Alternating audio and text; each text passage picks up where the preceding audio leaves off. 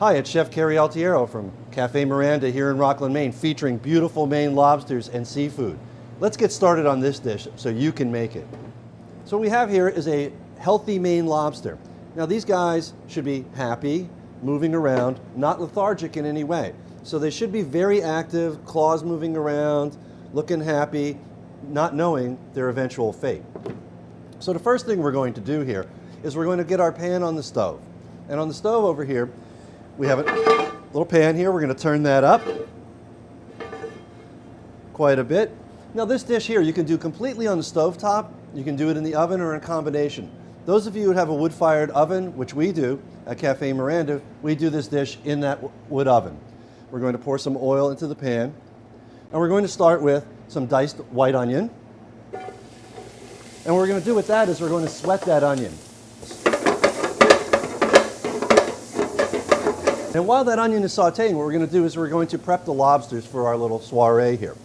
Now, one of the things we're going to do is, since we're going to be essentially poaching these lobsters in the tomato, broth, saffron arrangement, is that we want to split them.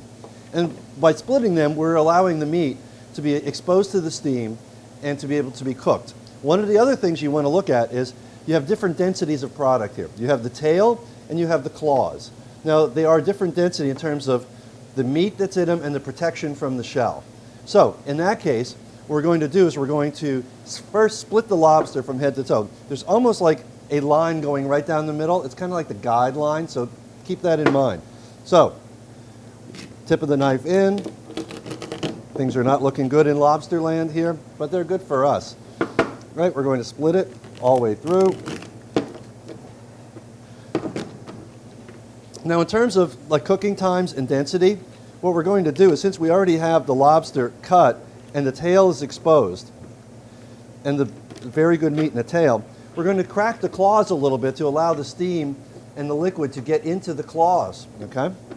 So we're going to, you stay there, would you?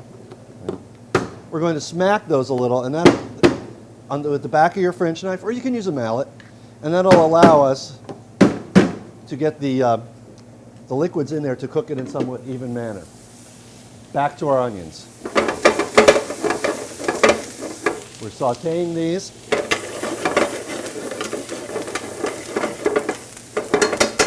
We're going to put a lid on them.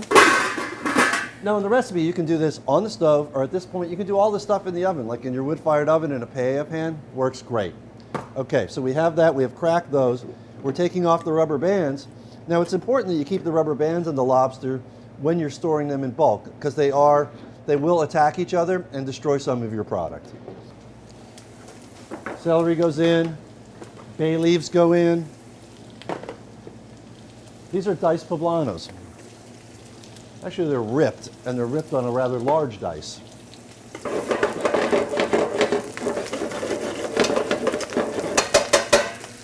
Can't beat that smell. Okay, then we're going to add our minced garlic. And essentially, we're going to sweat the whole business here.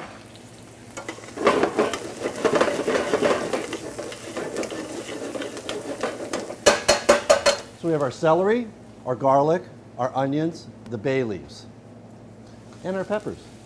And turn our heat down a little bit, and just let that, we really don't want that to brown too much. Browning a little bit is good, but not necessary, but it certainly won't hurt. Okay? We're going to let that go a minute before we add the chorizo. Then we're going to scrape the entrails out, which is everything. Here we have the beautiful tail meat right here. Then we have the claw meat. Some people do suck out the meat that's in here. Think of how you do the crawfish, same kind of deal. So right here we're going to scrape out the entrails. We'll take off the rubber band. And this half of a lobster is now ready to go into the pan. But we must get the rest of them ready first. Well, now we're going to add some chorizo. Well, actually, this is known as chorizo, which is a dried sausage, not the fresh chorizo. This is a Portuguese style thing. And those of you that might be from Rhode Island know what the chorizo is.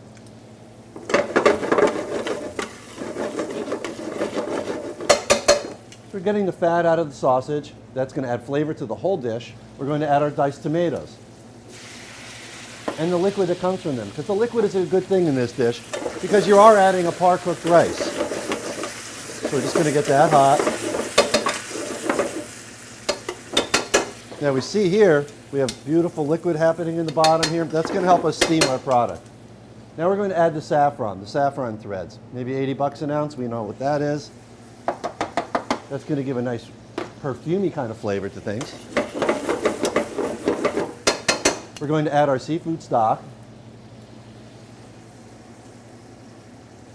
You also can use canned clam juice, a low sodium preferably. So all that's working.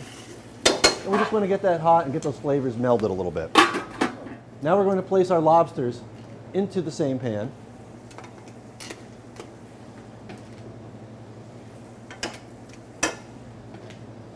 Then we're going to add the par-cooked short grain rice. You can use a risotto rice, a cannaroli, an arborio, a sushi style rice, a traditional paella rice, any short rice will do. And what I did is I cooked it halfway and we're holding it so this dish doesn't take like 5 hours like risotto does. Okay, rice in. We're going to add our mussels as well, Maine mussels. You know, when you think about all this stuff, it's all foraged. These are foraged foods, seafood, any of these. The mussels from the coast of Maine, Maine lobsters. So this whole thing that we're talking about foraged foods and farm to table, it's really interesting to think that fish is foraged. We're going to add a little bit more liquid, and you can add water or some more seafood stock or a fumet or a courtbouillon, your choice.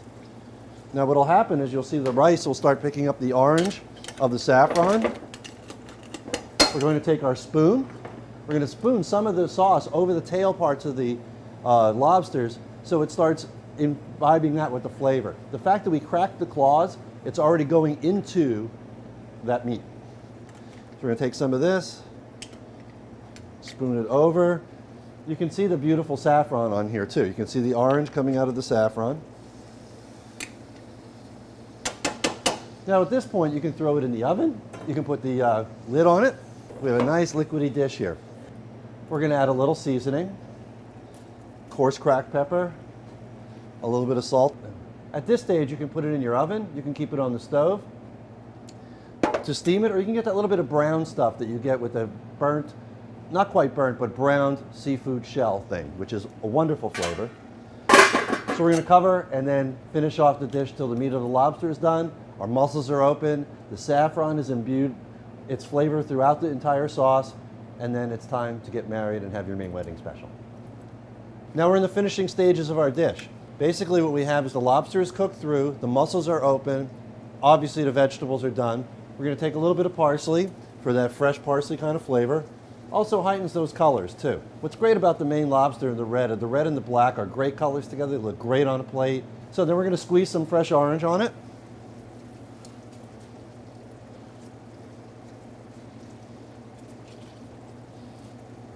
Gives it a nice citrusy bit. We all know that lemon goes well with seafood, lime goes well with seafood. Well, so does orange too. And with lobsters, really great.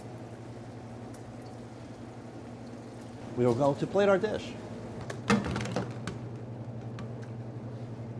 We're going to put a little more olive oil for that fresh, fruity finish. We're going to put some pepper around to give it yet more black-red look. And there you have it, from Rockland, Maine. Maine lobsters, Maine mussels, from Cafe Miranda. It's a great dish we call Maine Wedding Special. Come on and get them.